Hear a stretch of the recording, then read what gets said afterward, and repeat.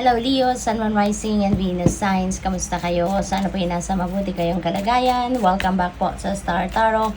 Kung bago kayo rito, welcome din kayo. Thank you sa inyong support. I truly appreciate it. God bless you all.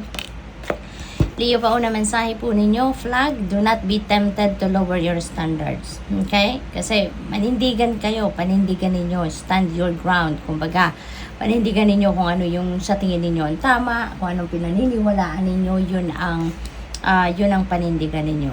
Okay? So, what else? We have arrow. You are on the right path regarding some aspect of your life. So, siguro ang iba sa inyo, Leo, before this reading, baka meron kayong katanungan sa inyong sarili, meron kayong iniisip, yung gano'n, and siguro you're asking for confirmation. Maybe you're praying for confirmation from the divine universe. Kung tama nga ang focus ninyo sa ngayon, kung tama nga yung decision ninyo, kung tama nga yung path na dinadaanan ninyo. So this could be the answer sa iyo, no, that you are on the right path. Okay? So what else? We have tulip, great passion. Ayan, so maybe this is your passion, no, sa inyong person, sa inyong relationship, or baka passion ninyo ito sa kung ano man yung what it is that you really love to do, no? Yung ganon. So, good luck. We have rooster, an arrogant, boastful person you should not cross. Ayan, so siguro dati nyo na tong kilala kung sino man ito. Alam ninyong arrogante ito, yayabangin ito, kaya as much as possible kapag naramdaman nyo na yan ay masasalubong ninyo or makikita ninyo or maaaring ma-encounter ninyo sa isang lugar, iwasan nyo na lang, no? Para hindi na kayo mahawaan ng kanyang negative energy. Okay? What else? For Leo, we have bowl, plenty of material things. Dami-daming biyaya ang paparating sa inyo. Material na bagay, that includes money, siguro, Leo, no, na paparating sa inyo. So, this is such a beautiful blessing na paparating. Pagpasalamat nyo na agad yan, ano? Holy moly! Leo, napakaganda. We have the energy of the boat. There is money or property through an inheritance, winning or windfall na paparating. Napakaganda. Siguro, this is massive amount of money, no? Na maaaring pumasok sa buhay ninyo sa ngayon. Isang barko, no? Baka isang barko ng pera, ganun kadami ang maaaring dumating sa buhay ninyo. So, maaaring yung cold cash yan naman nadadating, or baka isang property papamana sa inyo that has a huge face value. Baka panalo ito, no? Baka winnings ninyo ito sa lottery or STL or kahit anumang game of chance, mga raffle, ganon, ano? So windfall of money, no, ang paparating sa inyo dito. Maaring hindi ito galing sa inyong pagsisikap, pagtatrabaho, no? This is really a gift from the divine. We have sunrise. There are new creative ideas na magkakaroon din kayo. Ilalabas ninyo new ventures, fresh start sa buhay ninyo. So, maaaring yung financial blessings na to, material blessings na paparating sa inyo, maaaring yan ang magbubukas, yan ang magiging susi sa pagbubukas ng malaking yung mga bagong ventures ninyo sa buhay, Leo, no?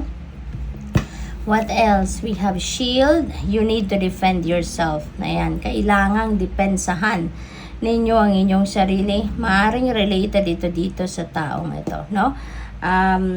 Alamin ninyo, no, muna ang inyong sitwasyon. Kung kailangan nyo talagang depensahan ang inyong sarili from this person, go for it. Huwag kayong mag-back down. Kaya alam ninyo kung ano ang tama, alam ninyo kung alam ninyong nasa tamang rason kayo, nasa tamang posisyon kayo para ipaglaban ang kung ano man, then go for it. Huwag kayong magdalawang isip. Okay?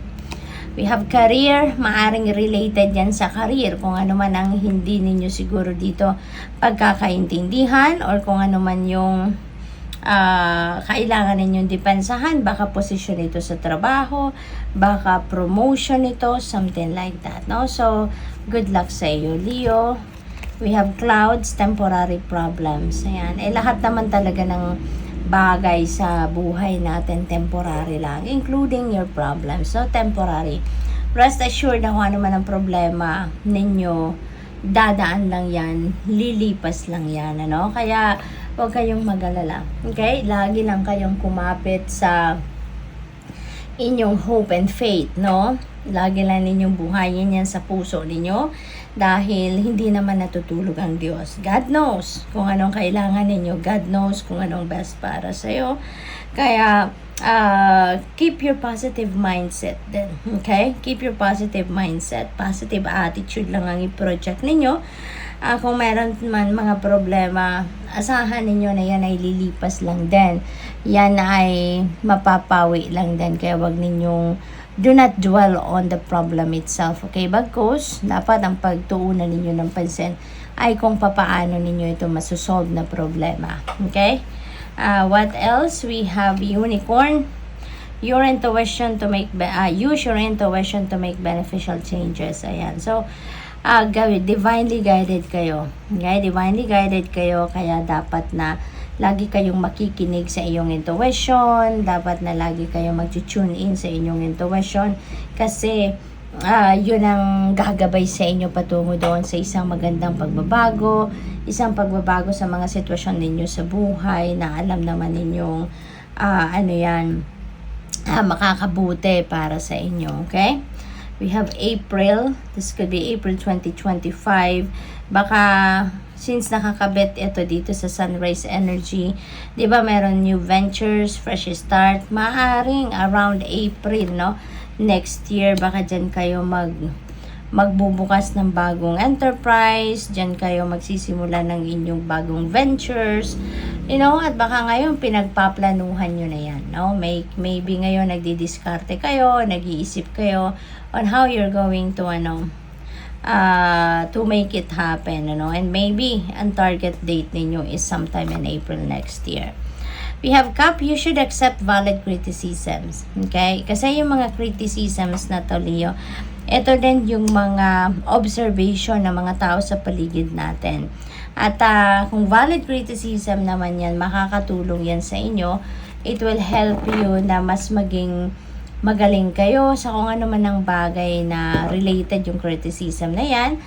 Mas yan ang sa inyo, mag-i-inspire, mag-motivate sa inyo na galingan nyo pa ang kung ano mang bagay or mas lalo pa ninyong pagbutihan, yung mga ganon ba, no? Ang inyong mga gagawin. So, good luck. Thank you for watching. Love and light. Namaste.